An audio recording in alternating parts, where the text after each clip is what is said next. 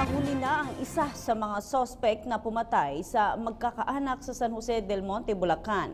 Inilahad ng 26 na taong gulang na sospek na si Carmelino Ibanez ang krimeng kanyang ginawa.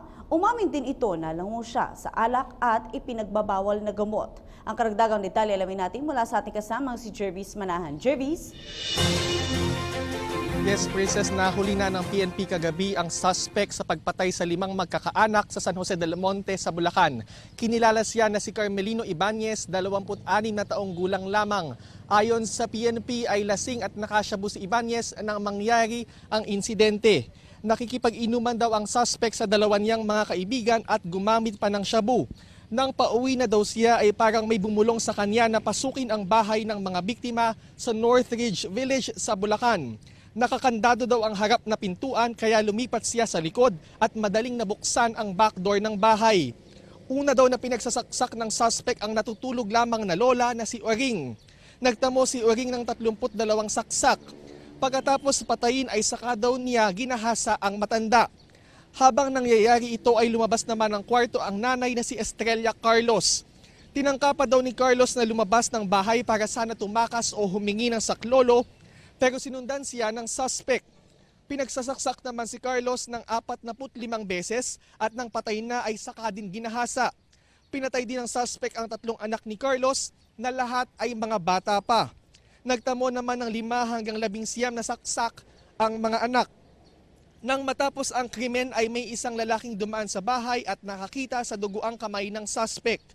Ang lalaking ito daw ang naging key witness at nakapagbigay ng impormasyon sa mga pulis.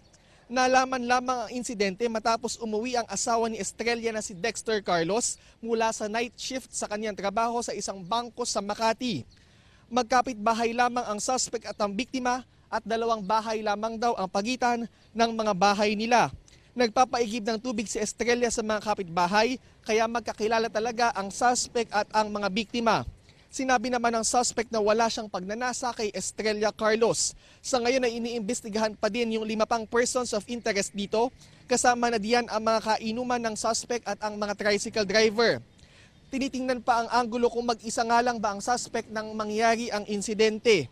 Kanina ay dinala dito sa Camp Oliva sa San Fernando, Pampanga si Ibanez para iharap sa media, pero ibinalik din siya sa San Jose del Monte Police Station kung saan siya ngayon nakakulong. Sasampahan daw siya ng kasong multiple murder. Nandito ang pahayag ni Chief Superintendent Aaron Aquino, Regional Head ng PNP Regional Office 3. This is a continuing investigation kasi bago ko siya i-present kanina, I asked him again and it seems that he is not sure if he is alone or somebody is with him when he committed the crime. Kasi sabi niya kanina, parang ako lang, sir. Sabi ko, hindi mo ba maalala kung sinong kasama niya? Hindi ko maalala, sir, pero parang may bumubulong sa akin.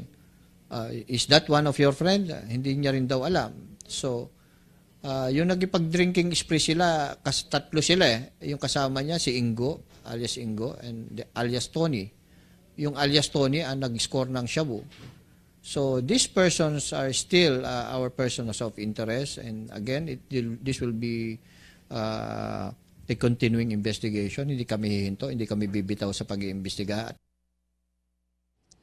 Sa ngayon ay nakalagak pa din ng mga bangkay na magkakaanak sa Northridge Village sa San Jose del Monte sa Bulacan. Yan muna ang latest mula dito sa San Fernando, Pampanga. Balik muna sa iyo, Princess. Maraming salamat, Jervis Manahan.